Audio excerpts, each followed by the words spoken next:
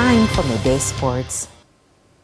As the West Indies look to level their 5-match T20 international series against Australia on Tuesday evening with the second match at Sabina Park, it will also mark the end of a chapter for Jamaica's Andre Russell, who will retire from international cricket after the contest.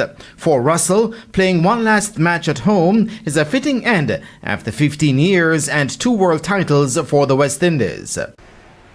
You know, for the last 2 days, it's been getting real and realer. You know, seeing the posts and seeing what's going on the internet, and, you know, some good reaction. And, you know, obviously people gonna be thinking that, you know, I'm leaving a bit too soon from international cricket. But I just think, you know, when you know and you feel like, okay, you know, there are other cricketers that, you know, can get the job done.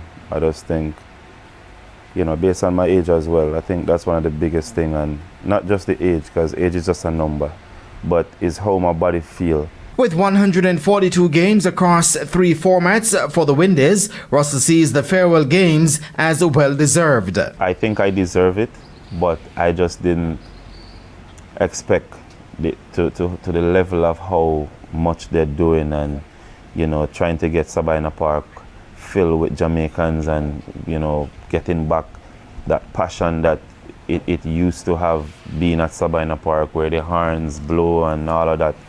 So I'm grateful, to be honest. Russell has scored 1,086 runs in 85 T20 internationals while taking 61 wickets. He was named in the team of the tournament for the 2016 T20 World Cup.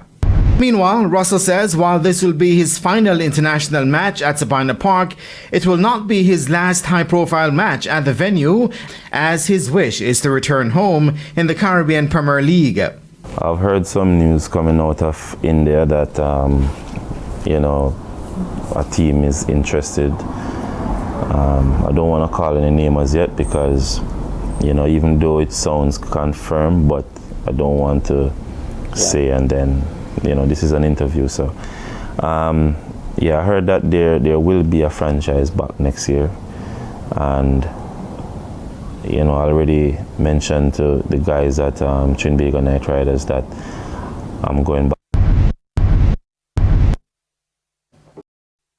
And we do apologize for that technical glitch, and that's the Midday News Package. I'm Kerry-Ann Simpson.